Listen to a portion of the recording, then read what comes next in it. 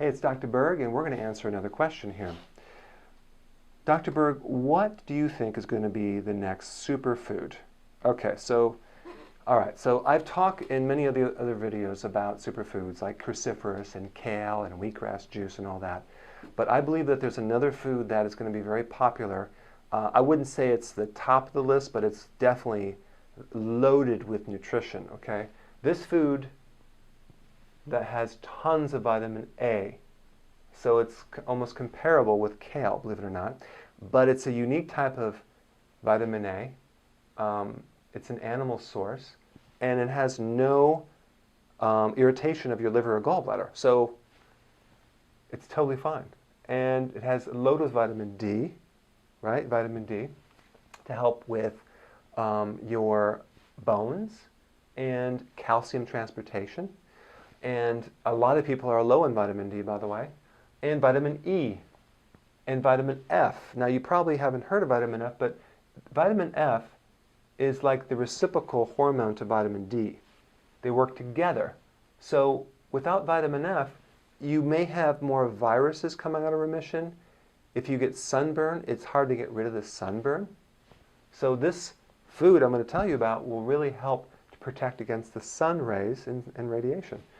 And vitamin K2. Now, what is vitamin K2? That is a type of vitamin K, that is really good for your bones and your teeth to prevent dental cavities. It has lecithin, which is the antidote to cholesterol. It actually will not increase your cholesterol because it has the antidote to cholesterol. It has selenium, that's a trace mineral, and iodine, which is very, very important. And omega-3 and omega-6 fats, and medium-chain triglyceride fats. Now, what does that mean? It means that it's a healthy fat that does not convert to fat. It doesn't make you fat. And can you guess what food this is? Butter. That's right.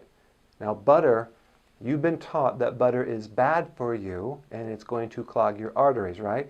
In fact, I was the guy originally telling people to avoid saturated fats because it's going to destroy your liver, but in reality, there is no study right now that says that consuming butter will in any shape or form increase the clogging of your arteries. Okay? If you can show me one, I will be glad to look at it, but you will not find one. But someday I'm going to find out who they is who are pushing this out. I think they came out with margarine and then basically they push butter down, but butter's been used for a long time. I like this one called Kerrygold. You can get this at the grocery store. It's an Irish butter, and the reason I like it is from grass-fed cows. It's amazingly delicious. So you can consume butter, all right?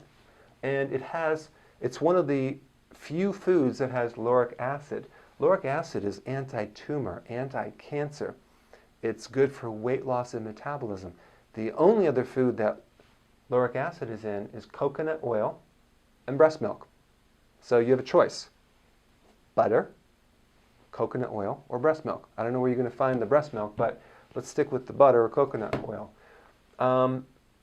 So it has all these great things. It has all these fat-soluble vitamins, and it doesn't turn into adipose tissue.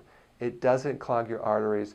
And it's actually easy to digest because it bypasses the liver and the gallbladder. It doesn't strain the gallbladder like other types of fats, like, believe it or not, unsaturated fats. Like olive oil is harder to digest than butter.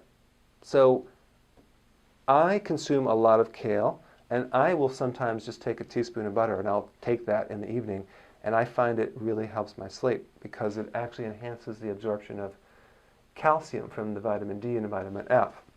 So I suggest you can cook with it, put it on your vegetables, but don't be afraid to consume butter, real butter, organic, hormone-free, or this stuff right here, which is grass-fed. Okay? So check it out, and I'll see you in the next video.